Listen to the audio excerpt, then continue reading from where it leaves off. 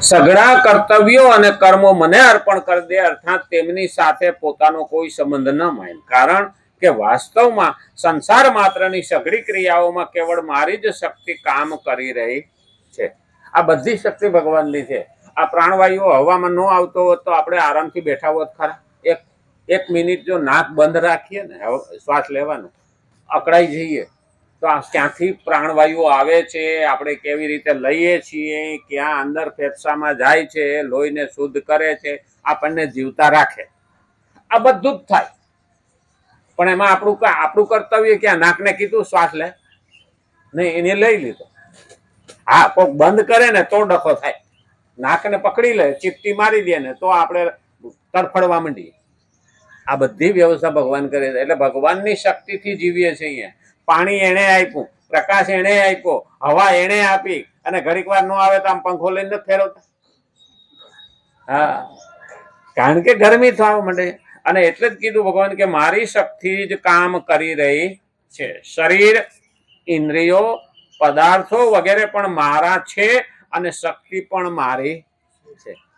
હવે શરીર, ઘણાને મારું શરીર છે ને, હા ભાઈ, આ શરીરને તારું તારું ગણતો રહી ને જતો રહી ત્યારે બધા ઘરના મારો મારો કરતા છે ને, તો કે કાઢવાને.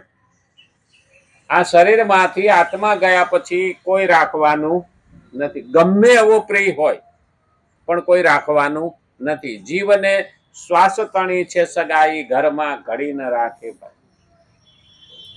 અને એ સારું સંસારની આમ જોવા જઈએ ને તો ક્રિયા કેવી, જીવતા હોઈએ ને ત્યાં સુધી આપણા પાડવા માંગતા હોય.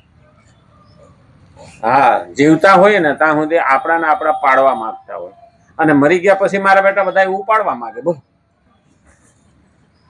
મરી ગયા પછી ઉપાડવા માંગે. લાય કે મને કાંધ દેવા દે, ઓલો કે મને કાંધ દેવા દે. કરેક્ટ નથી કરતા, હકીકત છે. અને જેના માટે દોડ્યા ને એ આપણને કાયમ ન આવે હો. અને મરતી વખતે જયારે શમશાનમાં ચિતા કડકાય ને તે છોકરાને ગોતે, તારા બાપને દે હળગાય, તું હળગાય, અમે શું કેમ હળગાય.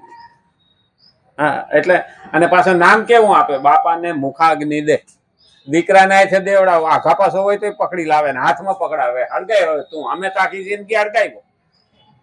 હા, આખી જિંદગી અમે હળગાવ્યો, હવે તું હળગાય. ખરેખર આ સંસારમાં અને શમશાનમાં ગયા પછી જે જ્ઞાન આવે ને એ તો ટકતું નથી. સારું છે. ઘેર આવીને નાયા પછી બધું ભૂલાઈ જાય છે. મહાણીયું જ્ઞાન કહેવાય ને.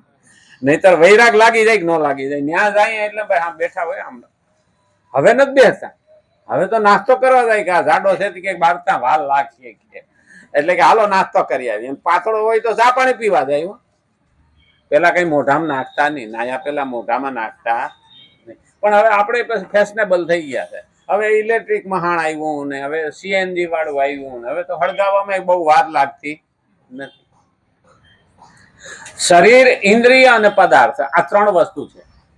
શરીર, પછી એમાં ઇન્દ્રિયો આવી, 5 જ્ઞાનેન્દ્રિય, 5 કર્મેન્દ્રિય, ઇન્દ્રિયો અને પદાર્થ. એટલે આખી દુનિયામાં દેખાતી બધી વસ્તુને પદાર્થ કહેવાય. આ વગેરે પણ મારા છે અને શક્તિ પણ મારી જ છે. આ શરીર ભગવાનના વિના ઉત્પન્ન થયું ના હોય. ઘણાને એવું લાગે ના કે હું તો ગર્ભથી ઉત્પન્ન થઈને આવ્યો છું, પણ એમાં બાંધ્યું કોણ? એમાં ચહેરા બધાના એક સરખા નથી આવ્યા. તો દરેકના જુદા છે. દરેકનો બ્લડ ગ્રુપ જુદું છે. દરેકના દાંત જુદા, દરેકનો અવાજ જુદો, દરેકની આંખો જુદી, દરેકની હસ્તરેખા જુદી, ફિંગરપ્રિન્ટ. આ બધું કેમ આવ્યું? તો એમાં માનવું પડે કે આ ભગવાનનું જ છે અને ભગવાને ઉત્પન્ન કરેલું છે. ખરેખર ભગવાને આપણને બનાવ્યા પછી હાથ ધોઈ નાખાય છે. હવે આ રવાડે ન સડાય.